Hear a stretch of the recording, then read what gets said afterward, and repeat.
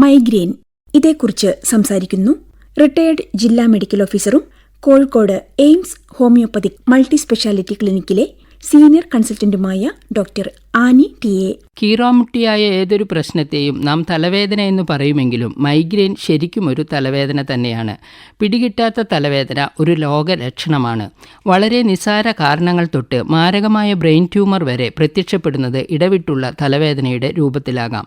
തലവേദനയെക്കുറിച്ച് പഠനം നടത്തുന്ന international headache ഫൗണ്ടേഷന്റെ നിഗമനപ്രകാരം തലവേദന 150ഓളം കാരണങ്ങളാൽ വരാം. എന്നാൽ അതിൽ 99% കാര്യമായ ദോഷം ഉണ്ടാക്കാത്തവയാണ്. ചെറിയൊരു ശതമാനം മാത്രമേ തലച്ചോറിലെ മുഴകൾ, രക്തക്കുഴലുകളുടെ തകരാറുകൾ, രക്തസ്രാവം എന്നിവ കൊണ്ട് ആകാം. അതിനാൽ ആവർത്തിച്ചു വരുന്ന തലവേദനയ്ക്ക് സ്വയം ചികിത്സ നടത്തരുത്. ഏറ്റവും കഠിനമായതും ആവർത്തിച്ചു വരുന്നതുമായൊരു തലവേദനയാണ് മൈഗ്രെയിൻ. ഇടയ്ക്കിടെ ആവർത്തിക്കുന്ന അസ്വസ്ഥതയായി നമ്മുടെ പഠനം അഥവാ ജോലി എല്ലാം ബാധിച്ചേക്കാം. സ്ത്രീകളിലാണ് മൈഗ്രെയിൻ കൂടുതലായി കണ്ടുവരുന്നത് 15%. പുരുഷന്മാരിൽ 6% മാത്രമേ കാണാറുള്ളൂ. ചെറുപ്പക്കാരിലാണ് കൂടുതലും കാണുന്നത്. സാധാരണയായി 30 വയസ്സിനു മുമ്പേ തുടങ്ങിയിരിക്കും. സ്ത്രീകളിലെ മൈഗ്രെയിന് ആർത്തവവുമായി ബന്ധം കാണാറുണ്ട്. 15% സ്ത്രീകൾക്കും ആർത്തവ സമയത്ത് മാത്രമായി മൈഗ്രെയിൻ വരാറുണ്ട്. ആർത്തവത്തിന് മുമ്പുള്ള 2-3 ദിവസങ്ങളിൽ ആരംഭിച്ച് ആർത്തവം കഴിയുന്നതോടെ അത് അപ്രത്യക്ഷമാകുന്നു.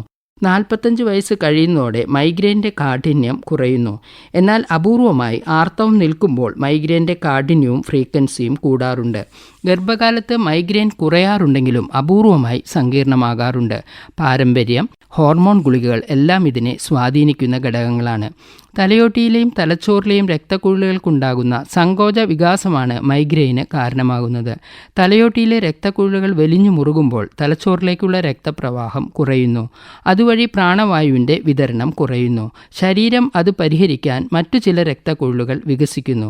അതുമൂലം അവയോട് ചേർന്ന് നിൽക്കുന്ന നെർവുകളിൽ ഉദ്ദീപനമുണ്ടാകുന്നു. ഇത് വേദനയായി രോഗിക്ക് അനുഭവപ്പെടുന്നു. എന്തുകൊണ്ടാണ് ഇപ്രകാരം രക്തക്കുഴലുകൾ ചുരുങ്ങുകയും വികസിക്കുകയും ചെയ്യുന്നത് എന്നതിൻ്റെ കൃത്യമായ കാരണം കണ്ടുപിടിക്കാനായിട്ടില്ല. രോഗിയുടെ സാമൂഹ്യവും മാനസികവും സ്വഭാവപരവുമായ കാരണങ്ങൾ ഒരുമിക്കുമ്പോഴാണ് മൈഗ്രെയിനായി പ്രകടിപ്പിക്കപ്പെടുന്നത്. മൈഗ്രെയിൻ വരുന്ന 20% പേർക്ക് ഓറ അഥവാ വേദനയ്ക്ക് മുമ്പുള്ള ചില സവിശേഷ ലക്ഷണങ്ങൾ പ്രകടമാകാറുണ്ട്. ഏറ്റവും അധികം കാണുന്നത് കാഴ്ചയുമായി ബന്ധപ്പെട്ട ലക്ഷണങ്ങളാണ്. കാഴ്ച മങ്ങുകയോ കൺമുന്നിൽ സ്പാർക്ക് വരികയോ ആവാം. കണ്ണിന് ചുറ്റും നീർക്കെട്ട്, മുഖത്ത് ചൂട്, മുഖം ചുവന്നു തുടുക്കുക, ഈ രൂപത്തിലും ഓറ പ്രത്യക്ഷപ്പെടാം. അപൂർവമായി സംസാരത്തിൽ കുഴച്ചിൽ, അവിടെവിടെയായി തരിപ്പ് എന്നിങ്ങനെയും കാണാം. ഇത് ശക്തി കുറയുന്നതോടെ വിങ്ങലോടെയുള്ള തലവേദന ശക്തി പ്രാപിക്കുന്നു. ഇങ്ങനെ വരുന്ന മൈഗ്രെയിനെ ക്ലാസിക്കൽ മൈഗ്രെയിൻ എന്നാണ് പറയുക. ഹോമിയോപ്പതിയിൽ മരുന്ന് തീരുമാനിക്കുന്നതിൽ ഈ ഓറയ്ക്ക് വളരെ പ്രാധാന്യമുണ്ട്.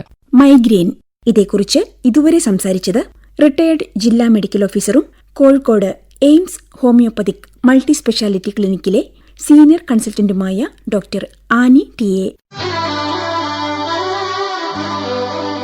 ഡോക്ടർ സ്കിൻ, ആരോഗ്യം അമൂല്യം. സമർപ്പിച്ചത് doctor skin clinic, Cherootty road, Kozhikode. സ്കിന്നിന് ഇനി ഡോക്ടർ സ്കിൻ.